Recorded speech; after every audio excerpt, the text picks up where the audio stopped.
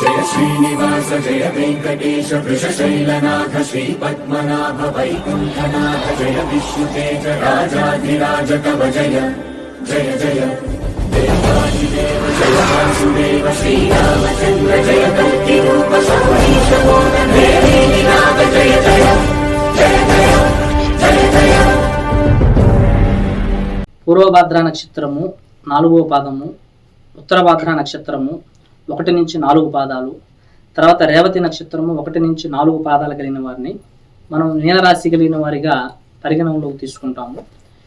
ఈ మీనరాశి కలిగినటువంటి స్త్రీ పురుషులైనటువంటి జాతకులకి 4వ నెల అయినటువంటి ఏప్రిల్ మాసంలో అనగా చైత్ర మాసంలో 1వ తారీఖు మంగళవారము తదియతో మొదలుకొని 30వ తారీఖు బుధవారము తదియతో ముగిసేటటువంటి ఈ 4వ నెలలో ఈ మీనరాశి కలిగినటువంటి జాతకులైనటువంటి స్త్రీ పురుషులకి ఈ రాశి కలిగిన మాస ఫలితాలు, ఈ రాశి కలిగిన మాస పంచాంగంలో ఏ అంశాల పట్ల ఏ విధంగా ఉంటుంది, ఏ పరిస్థితులలో ఏ విధమైనటువంటి ప్రతికూలతలు, సమస్యకు తగినటువంటి కొన్ని పరిష్కారాలు, కొన్ని నిర్ణయాలు, అలాగే కొన్ని జాగ్రత్తలు, సలహాలు ఏ అంశాల మీద తీసుకోవాలనే దాని గురించి ఈ వీడియోలో మీకు నేను కొన్ని విషయాలు పూర్తిగా వివరణ తెలియపరుస్తాను.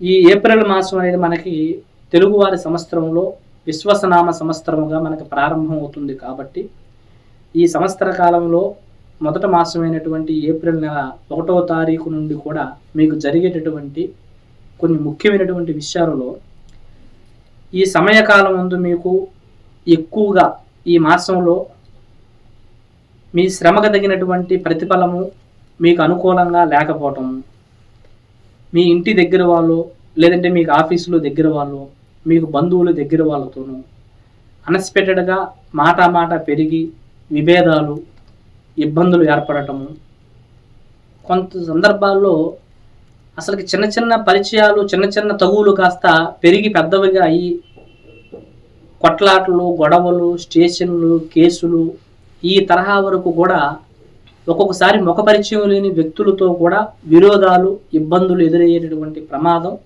అధికంగా ఈ రాశి కలిగిన వారికి ఈ సమయకాలం నడుస్తుంది.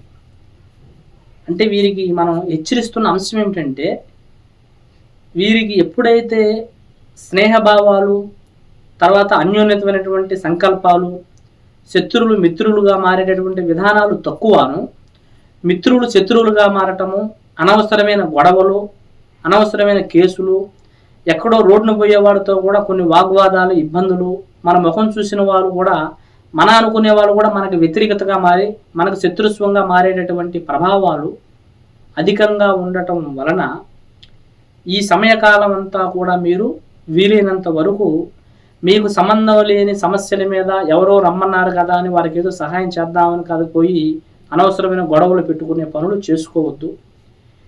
మీకు అయిన వాళ్ళ మధ్యలో కానీ మిత్రుల మధ్యలో కానీ ఏదైనా అనవసరమైన వ్యక్తుల మధ్య ఏదైనా అవతల వాళ్ళ నుంచి ఒక మాట వచ్చినా మీరు సీరియస్ అవ్వటము, గొడవకి ముందుగా మీరు ప్రధానంగా కాలు దవ్వటము, ఆవేశానికి పనిపెట్టి మీరేదో రంకిలేసి మీద పడే ప్రయత్నాలు చేసుకుంటే తర్వాత అరే ఎందుకు తొందరపడ్డాము అని బాధపడేటటువంటి ప్రక్రియ జరుగుతుంది. ఎందుకంటే గ్రహస్థితి ప్రభావాలు అనుకూలంగా లేకపోయినా కొన్ని సమయాలు మనకు వ్యతిరేకత కొన్ని అంశాలు హెచ్చరిస్తున్నప్పుడు ఆయా అంశాలలో మనము ఈ పరిస్థితి బాగోలేదని తెలిసినప్పుడు ఆ పరిస్థితికి ఎదురుపోవటం కన్నా, అప్పుడు ఆ పరిస్థితికి సమస్యను తెచ్చుకోవడం కన్నా ఆ సమస్య నుంచి బయటపడేటటువంటి మార్గాన్ని వెతుక్కొని మనము ఎదురుపడి యుద్ధం చేయడం కన్నా కొన్ని సందర్భాల్లో పారిపోయి పక్కకి వెళ్ళి ప్రశాంతంగా బతకడం మంచిది. ఎందుకంటే సమయాలు, స్థితిగతులు, యుద్ధాలు చేసే సమయాలు అనుకూలంగా లేనప్పుడు, మనం గెలుపొందే పరిస్థితి లేనప్పుడు అలాంటి వాటికి ముందుకు పోకూడదు.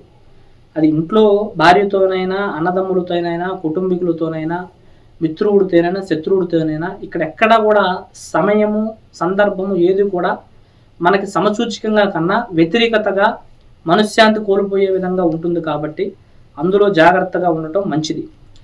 ఇక ఆర్థిక ఇబ్బందులు కూడా కాస్త మీకు బలంగానే ఎదురవ్వటము, ఆర్థిక ఇబ్బందుల్లో కూడా ఏదైనా ఒక 10 రూపాయలు పెట్టుబడి పెడితే అది చాలా కష్టంతరంగాను, మన చేతుకుండా 1 రూపాయితో ఏదైనా వ్యాపారం చేసినా, ఏదైనా ఒక పెట్టుబడి పెట్టి ముందుకు వెళ్దామని ప్రయత్నం చేసినా ఆశించినటువంటి ఫలితాలు రాకపోవటము కూడా ఎక్కువగా ఉన్నాయి. కాబట్టి మీ వ్యాపారంలో నూతన పెట్టుబడులు, నూతన వ్యాపారాలు చేయటము, కొన్ని అప్పులు తీసుకొని ప్రారంభాలు చేసేటటువంటి స్థితులు తెచ్చుకోవద్దు. ఈ సమయకాలం కాస్త మీకు జరిగేదాకా, కొంచెం ఆర్థిక స్థితిగతులు కొంచెం మీకు మెరుగుపడేదాకా నూతనమైనటువంటి పెట్టుబడుల మీద అంతగా అత్యాశ చూపించాల్సినటువంటి అవసరం లేదు. ఖర్చులు కూడా కాస్త ఎక్కువగా ఉన్నాయి. కుటుంబంలో ఇంట్లో ఉన్నటువంటి వ్యక్తులు కూడా అనవసరమైనటువంటి ఖర్చులు కూడా అధికంగా చేస్తారు. దాని వలన ఖర్చుల విషయంలో, కుటుంబీకుల విషయంలో ఒక సరైనటువంటి క్రమశిక్షణను నడిపించుకోవాల్సిన ప్రయత్నాలు కూడా చేసుకోవటం చాలా మంచిది. అలాగే కొంత మీ ధనము కానీ, కొన్ని వస్తువులు కానీ, ఫోన్లు కానీ, తర్వాత కొన్ని ముఖ్యమైనటువంటి మెడలో ఉన్న బంగారు ఆభరణాలు కానీ దొంగిలించబడేటటువంటి అవకాశాలు కూడా జరుగుతాయి. అంటే ఫోన్లు కానీ, బంగారు ఆభరణాలు కానీ దొంగిలించబడటము, వాటిని మీరు కోల్పోవటము లేదా మర్చిపోవటము, కొన్ని వస్తువులని మీరు విలువైనవి అన్ఎక్స్పెక్టెడ్గా లాస్ అయ్యేటటువంటి ప్రయత్నాలు కూడా ఈ సమయకాలంలో జరగడం జరుగుతుంది. వాటి ఎందుకు కూడా కాస్త అప్రమత్తంగా ఉండాలి.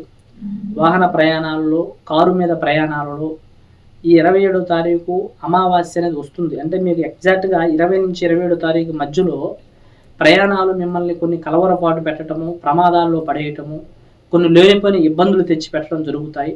కాబట్టి ఆ ప్రయాణాల విషయాలలో మాత్రము కాస్త అప్రమత్తంగా ఉండండి. 20 నుంచి 27 తారీఖు అమావాస్య, ఆదివారం అమావాస్య వరకు వీలైనంత వరకు ప్రయాణాలను వాయిదాలు వేసుకోవటం, అవసరమైతే ప్రయాణాలు చేయకుండా ఇంటి పట్టున ఉండటము, ఏదైనా చిన్న చిన్న ప్రయాణాలు మీకు ఆఫీస్కి వెళ్ళేవి కూడా, ఒక్కోసారి మీ షాప్కి వెళ్ళేవి, వ్యాపార స్థానానికి వెళ్ళేవి కూడా కలవర పెడతాయి. కాబట్టి ప్రతిదానికి అప్రమత్తంగా ఉండటము, జాగ్రత్తగా ఉండటము చేసుకోవటం చాలా మంచిది.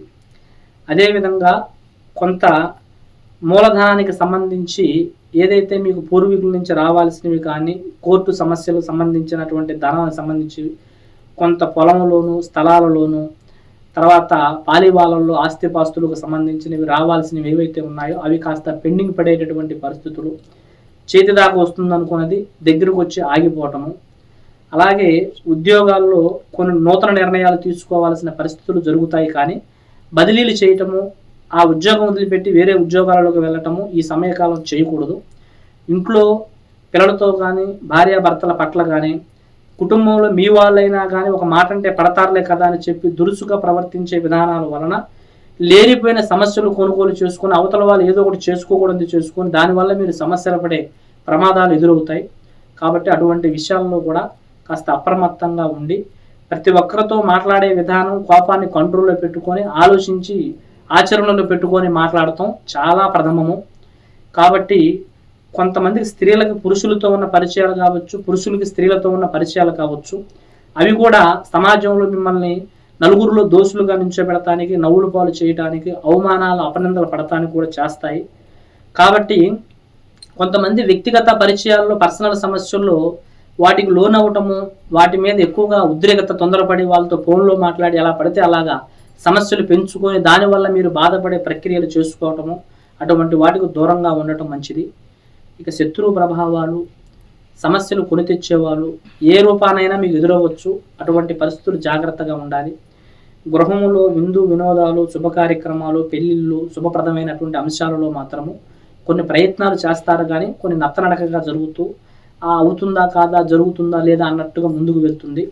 కొన్ని గృహాలు నిర్మించేవి, స్థలాలు, భూములు కొనుగోలు చేసేవి, తర్వాత స్థిర స్థిరాస్తులని కొనుగోలు చేసే అంశాల్లో మాత్రము కాస్త నిదానంగా ఆలోచించి నిర్ణయాలు తీసుకోవటం మంచిది. ఇక ఆరోగ్యాల విషయంలో కూడా చాలా అప్రమత్తంగా ఉండాలి. కొంతమంది చెప్పుడు మాటలు నమ్మి తొందరపడి నిర్ణయాలు తీసుకొని వేటి మీద మనం అడ్వాన్స్లు ఇవ్వటం, తొందరపడి ముందుకు వెళ్ళడం చేయరాదు. అలాగే కొన్ని చెడు వ్యసనాలకి, చెడు కార్యక్రమాలకి వీలైనంత దూరంగా ఉండడం మంచిది. మీకు నరదృష్టి ప్రయోగం వలన, జనుల దృష్టి వలన, అయిన వాళ్ళ ఏడుపు వలన, కావాలని కొంతమంది చెడగొట్టేటటువంటి దృష్టి వలన కూడా మంచి జరిగే పరిస్థితుల్లో కూడా చెడు జరగడానికి, ముందుకు పోయే కార్యక్రమాల్లో కూడా మీకు వ్యతిరేకతలు ఏర్పడటానికి అవకాశం ఉంది. కాబట్టి ఆయా అంశాల పట్ల తగు జాగ్రత్తగా నడుచుకోవటం మంచిది. ఈ మాసం 12వ తారీఖు పౌర్ణమి ఉంటుంది. ఈ పౌర్ణమి లోపు మీరు కొన్ని ముఖ్యమైన కార్యక్రమాలు ఏదైనా సరి చేసుకోవాలనుకుంటే చేసుకోవచ్చు. 12 నుంచి అమావాస్య 27వ తారీఖు వరకు కూడా కొన్ని ప్రథమమైన కార్యక్రమాలను వాయిదా వేసుకోవాలి. ఏదైనా కొన్ని దాన ధర్మాలు చేసుకోవాలి. తర్వాత కొంతమంది అనాథులకి, అనాథ ఆశ్రమాలకు వెళ్ళి అక్కడ కొంత అన్నదానాలు, దైవ కార్యక్రమాలు జరిపించుకోవటము, భగవంతుడి దేవాలయాల్లో కూడా కొన్ని అన్నదానాలు జరిపించుకోవటము, పుణ్యనదుల స్థానాలు, మనం దేవుళ్ళకి, నదులకి, దైవ కార్యక్రమాలకు పెట్టేదానికన్నా మానవ సేవ మాధవ సేవ కాబట్టి కొంతమంది ఎటువంటి ఆధారం లేని వారికి కొన్ని అన్నదానాలు, వస్త్రదానాలు, తర్వాత కొంత మనకు చేయగలిగిన సహాయము అలాంటివి చేసి కొంతవరకు మీరు బాగుండాలి అనేటటువంటి నిర్ణయము కొంతమంది పేదవారి ద్వారాగో, మనుషుల యొక్క నోటి మాట ద్వారాగో మీకు మేలు జరగాలనేటువంటి ఆశీర్వాద ఫలం అక్కడ పొందగలిగితే మీకు తప్పకుండా కూడా మేలు జరిగే అవకాశం ఉంటుంది. కాబట్టి మానవ మాతృల్లో కొంతమంది అగమ్య గోచరంలో ఉన్నవారికి మీకు తగిన సహాయ సహకారాలు చేసినట్టయితే తప్పకుండా మీకు కొన్ని పరిస్థితులు అనుకూలంగా మారతాయి. అలాగే ఈ సమయకాలం అంతా కూడా మీరు కాస్త ఎక్కడా కూడా అజాగ్రత్తతోనూ, నిదానంతోనూ, అప్రమత్తతోనూ కాకుండా ప్రతి విషయంలోనూ, ప్రతి అంశంలోనూ జాగ్రత్తగా ప్రతి విషయంలో 1-2 సార్లు చెక్ చేసుకొని ముందుకు వెళ్ళటము, మీరు వేసే ప్రతి అడుగు కూడా కొంచెం తెలివిగా ముందుకు వెళ్ళగలిగే ప్రయత్నం చేసుకోవటం ఈ మాసకాలం చాలా ముఖ్యం. ఇంకా మీ వ్యక్తిగత జీవితంలో ఏదైనా పర్సనల్ సమస్యల్లో చాలా కాలంగా బాధపడుతూ ఏదైనా కొన్ని విషయాలు సమస్యలు ఎందుకు వస్తున్నాయి, ఎలాగ తొలగించుకోవాలో తెలియకపోయినా, ఏ సమస్యల చేతైనా బలంగా మీరు ఇబ్బంది పడగలిగే అంశాలు ఏమైనా ఉండి వాటి నుంచి ఎలాగ బయటపడాలో మీకు తెలియకపోయినా కింద కనబడుతున్న నెంబర్ల ద్వారా మీరు సంప్రదించగలిగినట్టుగైతే తప్పకుండా మీ సమస్యలకి పూర్తిగా శాశ్వత పరిష్కారం కొద్ది రోజుల్లోనే కొన్ని సలహాలు, సూచనలు కూడా తెలియపరచడం జరుగుతుంది. సర్వే జన సుఖినో భవంతు. హాయ్, నేను మీ బుల్లెట్ భాస్కర్. మీకు ఎటువంటి సమస్యలు ఉన్నా, మీ జీవితంలో ఏ రకమైనటువంటి మనశ్శాంతి లేని సంఘటన జరుగుతున్నా గురూజీ మన శ్రీనివాసరాజు గారిని ఒకసారి సంప్రదించండి. మీ పేరు, ఫోటో, హస్తరేఖలు, జాతకాన్ని బట్టి మీ సమస్యలకు పరిష్కారం చెప్పగలరు. కొంతమంది జీవితంలో ఎన్నో పెళ్లి సంబంధాలు వచ్చినా కూడా వివాహాలు ముడిపడకపోవడం, ప్రేమించుకున్న వారు దూరం అవడం, ప్రేమికుల మధ్య గొడవలు, భార్యాభర్తల మధ్య తరచూ విభేదాలు రావడం, ఒక్కొక్కసారి ఇల్లీగల్ కాంట్రాక్ట్స్ వల్ల సమస్యలు, ఇలాంటి సమస్యల వల్ల ఆరోగ్యం కూడా ముఖ్యంగా ఇబ్బంది పడుతూ ఉంటుంది. ఆరోగ్య సమస్యలతో కూడా చాలా మంది ఇబ్బంది పడుతూ ఉంటారు. కుటుంబంలో అంతర్గతమైనటువంటి సమస్యల్లోనూ ఇబ్బందులు ఎదురవుతూ ఉండడం, ఇంకా ఎటువంటి సమస్యలు ఉన్నా మన శ్రీనివాసరాజు గారు పురాతనమైనటువంటి గ్రంథాలు అనుసరిస్తూ అఘోర తంత్ర విద్య పూజల ద్వారా తొలగించబడుతూ ఉంటుంది. ముఖ్యంగా మీరు ఎటువంటి సమస్యకైనా ఖచ్చితంగా చూసుకుంటే 11 రోజుల్లో పరిష్కారం చేయగలరు. మరియు గురువు గారి గురించి మరింత ఇన్ఫర్మేషన్ మీరు తెలుసుకున్న తర్వాతే విజిట్ చేయండి. శ్రీనివాసరాజు ఆస్ట్రాలజీ యూట్యూబ్ ఛానల్ని వీక్షించగలరు.